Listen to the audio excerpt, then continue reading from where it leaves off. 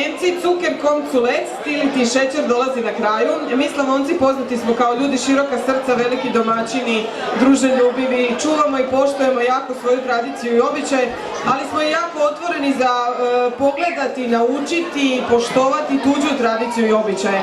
Pa zadovoljstvo nam je u ime organizatora i svih vas iz Šiškovaca pozdraviti goste iz Bosne, iz susjede nam Posavine. Dolazi nam kulturno-umjetničko društvo Ravnica, Oštra Luka, Bok, koje se po mnogo čemu razlikuje od naših kulturno-umjetničkih društava, a i može se pohvaliti sa puno toga.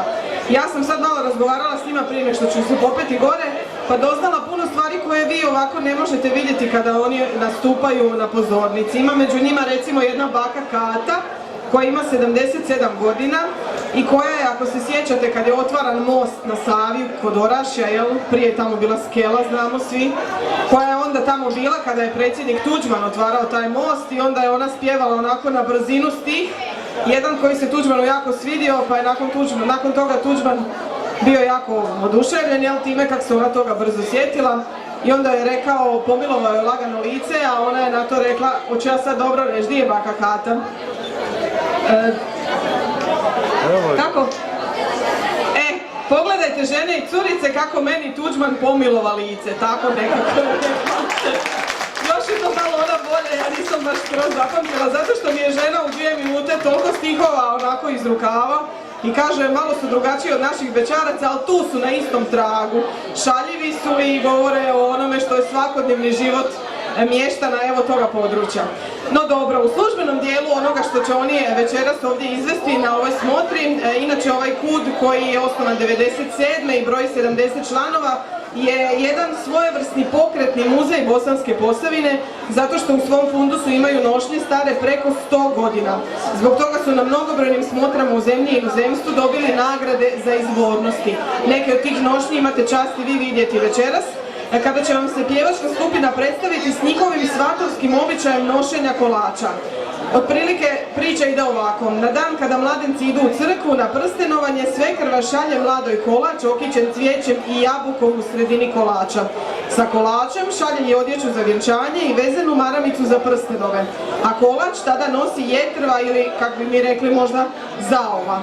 A mi ćemo prije no što vidimo ovaj običaj njih pozdraviti sa još jednim stihom koji je, kažu, istinit bio, a taj kaže: kud ravnica 7 udovica, njija 7, a udovac 1. Pa kažu da s time pozovemo naše udovce da im se evo jave, kažu, mnogobrojni su, pa nek se naši jave. Evo, još jedan veliki pljesak za naše posebne goste koji su vašu smotru učinili međunarodnom, jer nam dolaze iz Bosne i Hercegovine. KUD Ravnica, Oštra Luka, Bok!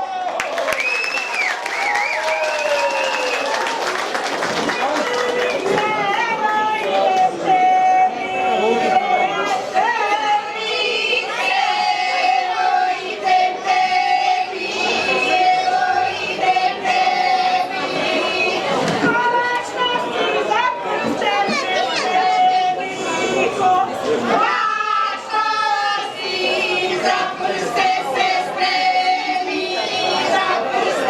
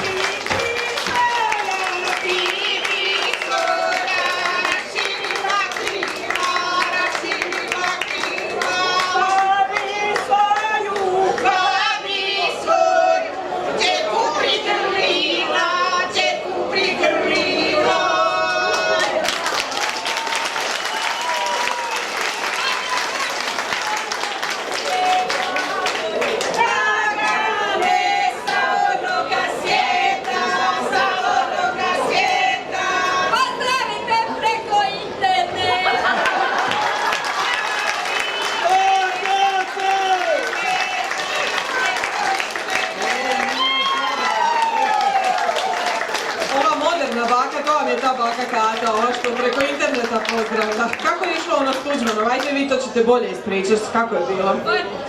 Kada smo na skeli, preko skele išli puno, pa nam dodijalo. Sad doće Frano da otvori most, a ja sad dočekam na mostu šta ću.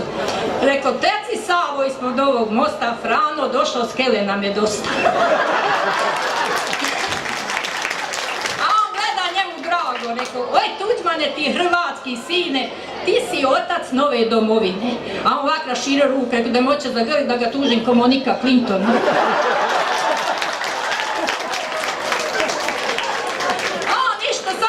Pa me pomilova po licu, rekao, pogledajte žene i curice, Tuđman moje milovao lice. Hvala vam da se, nemojte nam zamijeniti općenicu. Oj, Rakio, ti si žute boje, ko te pije odjebo je svoje.